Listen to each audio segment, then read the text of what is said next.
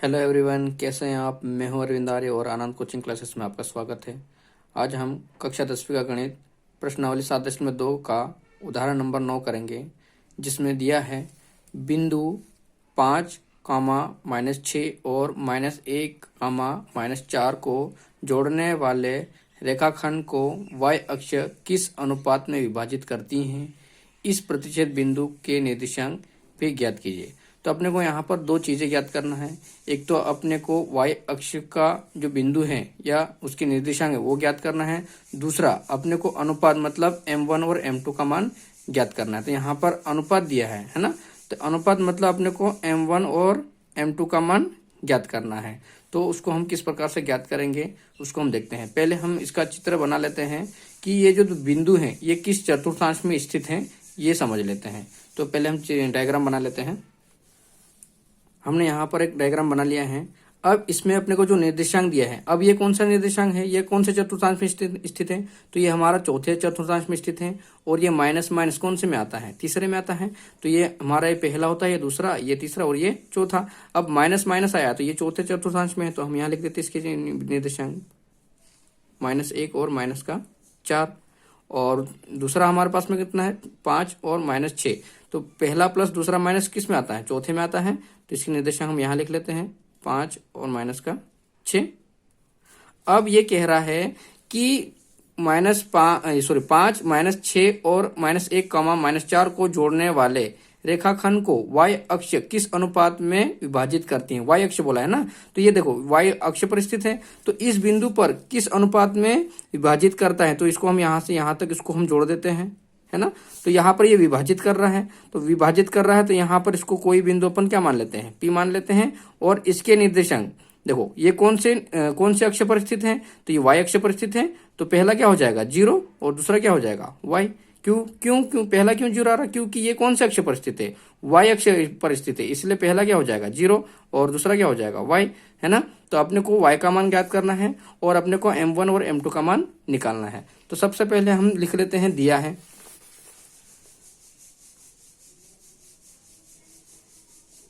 क्या क्या दे रखा है निर्देशांक। पहले ये जो दिया हुआ है -5 -6, इसको हम a और b नाम दे देते हैं। तो a बिंदु के निर्देशांक या प्रतिच्छेद बिंदु के निर्देशांक, तो यहां पर हम लिख लेते हैं, दिया है a बराबर कितना दिया है 5 -6। और दूसरा ये वाला कौन सा हो जाएगा, b बिंदु हो जाएगा। तो उसको हम नीचे लिख लेते हैं। चलो इधर लिख देता हूँ, b के निर्देशांक क्या हो जाएंगे -1 और -4 हो जाएंगे। अब यहाँ पर अपने को अब आपने क्या माना यहाँ पर, अब मान लेते हैं, माना कि प्रतिच्छेद बिंदु, क्योंकि देखो यहाँ पर काट रहा है ये, इसलिए अपन लिख लेते हैं प्रतिच्छेद बिंदु P के निर्देशांक क्या क्या हो जाएंगे 0 और y हो जाएंगे, ठीक है। अब अपने को यहाँ पर किस अनुपात में विभाजित करता है, तो यहाँ हम कौन सा सूत्र लगाएंगे, विभाजन सूत्र लगाएंगे। तो विभाजन सूत्र क्या होता है हमारे पास में। अब पहले विभाजन सूत्र लगाने से पहले हम इसकी ये मान किसके हैं वो लिख लेते हैं। तो ए बिंदु से हमारे पास में x1 y1 के मान आ जाएंगे और b बिंदु से क्या हो जाएंगे y2 और x2 के मान आ जाएंगे। तो यहाँ पर हम लिख लेते हैं, यहाँ पर x1 का मान कितना हो जाएगा ये वाले बिंदु से, तो हमारे पास में हो जाएगा 5 और y1 का मान कितना आ जाएगा -6। उसी प्रकार से b बिंदु के निर्देशांक से क्या आ जाएगा x2 का मान कितना आ जाएगा -1 और y2 का मान कितना आ जाएगा -4। अब ये जो p हमने माना है ये बिंदु किसके निर्देशांक होंगे, तो ये हमारे पास में x और y के मान होंगे। किसके होंगे, x और y के। तो x का मान कितना होगा हमारे पास में 0, कितना होगा 0, ये वाला p बिंदु से है ना। और y का क्या हो जाएगा, y का y रहेगा, क्योंकि अपने को x का मान तो दिया है, y का मान ज्ञात करना है ना। प्रश्न में बोला है कि किस अक्ष पर किस अनुपात में विभाजित करती हैं। तो अब यहाँ पर हम विभाजन सूत्र लिखते हैं। सबसे पहले अपन इसको जोड़ने वाली रेखा लिख लेते हैं, किस रेखा पर जोड़ रहे हैं।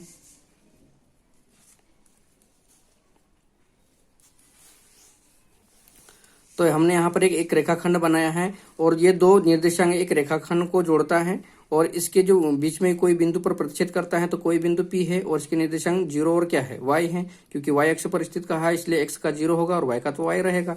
ठीक है, अब अपन यहाँ पर विभाजन सूत्र लिख लेते हैं। विभाजन सूत्र क्या होता है हमारे पास में, यहाँ पर हमने विभाजन सूत्र को लिख लिया, हमने यहाँ पर लिख देते हैं विभाजन सूत्र।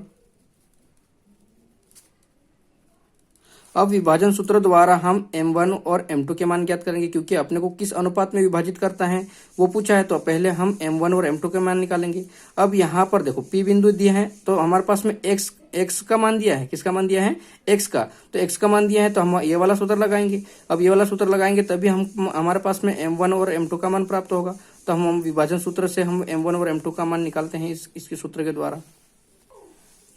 अब हमने यहाँ पर विभाजन सूत्र लिख लिया है। अब इसमें जो जो मान दिया है वो रख देते हैं। x का मान दिया है, कितना दिया है हमारे पास में, x बराबर कितना दिया है 0, तो 0 बराबर m1 का मान अपने को ज्ञात करना है तो m1 वैसा के वैसा लिखेंगे।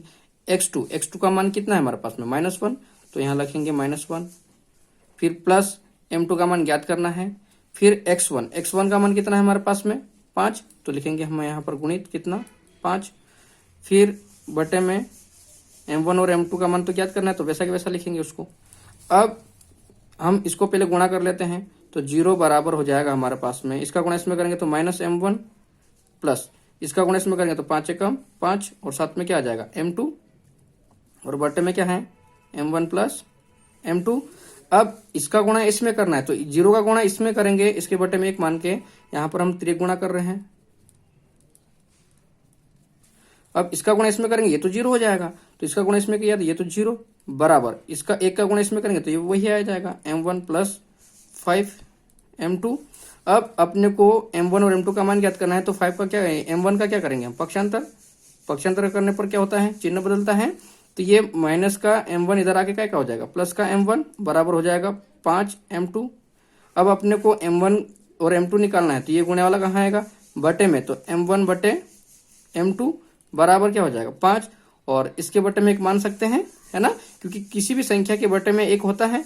तो हमारे पास में यहाँ से m1 का मान कितना हो जाएगा 5 और m2 का मान कितना हो जाएगा 1। तो यहाँ हम ये देखो जो भी अंश बटे हर में दिया जाता है तो उसको हम अनुपात में लिखते हैं, तो m1 अनुपात m2 बराबर कितना हो जाएगा 5:1।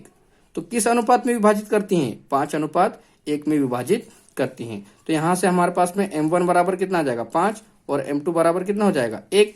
अब अपने को किसका मान ज्ञात करना है, अब अपने को किसका मान पूछा था प्रश्न में, y अक्ष पर किस अनुपात में विभाजित करती हैं, तो इस प्रतिच्छेद बिंदु के निर्देशांक ज्ञात कीजिए। अब अपने को किसका मान निकालना है, y का मान निकालना है, तो हम ये वाला सूत्र लगाएंगे विभाजन का, दूसरा वाला सूत्र, है ना।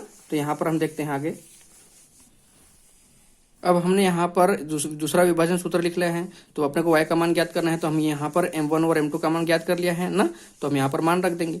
तो y बराबर हो जाएगा हमारे पास में m1 का मान कितना है हमारे पास में, कितना है हमारे पास में m1 का मान 5 और m2 का मान कितना है 1। तो हम यहाँ पर सूत्र में लिख देंगे m1 का मान 5 गुणित y2 का मान कितना आया, तो y2 का मान हमारे पास में हमने वो भी ज्ञात करा है, y2 का मान कितना है -4। तो हम यहाँ पर इस सूत्र में रख देंगे -4 कोष्टक में लिखेंगे क्योंकि माइनस का है, प्लस m2 का मान कितना है 1 गुणित y1 का मान कितना है हमारे पास में, y1 का मान कितना है -6, तो -6। फिर बटे में हमारे पास में आ जाएगा m1 का मान कितना 5 प्लस m2 का मान कितना 1। अब इसको हल करेंगे, हमारे पास ये y है तो y बराबर हो जाएगा, इसका गुणा इसमें करेंगे तो 4 5 कितना होता है 20 और प्लस का गुणा माइनस में होगा तो चिन्ह क्या आएगा माइनस, और इसका गुणा इसमें होगा तो 6 कम 6 और प्लस का गुणा माइनस में होगा तो क्या आएगा माइनस, बटे में इन दोनों को जोड़ देंगे 5 और 1 कितना हो जाएगा 6।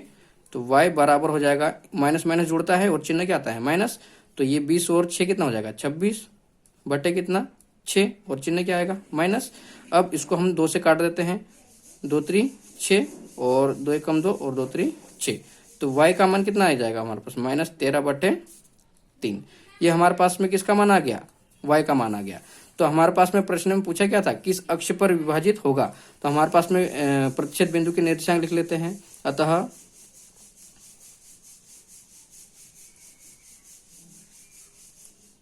प्रतिच्छेद बिंदु P के निर्देशांक, तो P के निर्देशांक पहला क्या था हमारे पास में 0 और दूसरा क्या था y, है ना। अब P और पहला तो हमारे पास 0 प्राप्त हो गया x का मान। और y का मान हमने अभी ज्ञात करा, कितना आया, -13/3। ये हमारा आंसर हो जाएगा। तो सवाल समझ में आया होगा, है ना। तो इसका एक बार स्क्रीनशॉट ले लीजिए पूरा।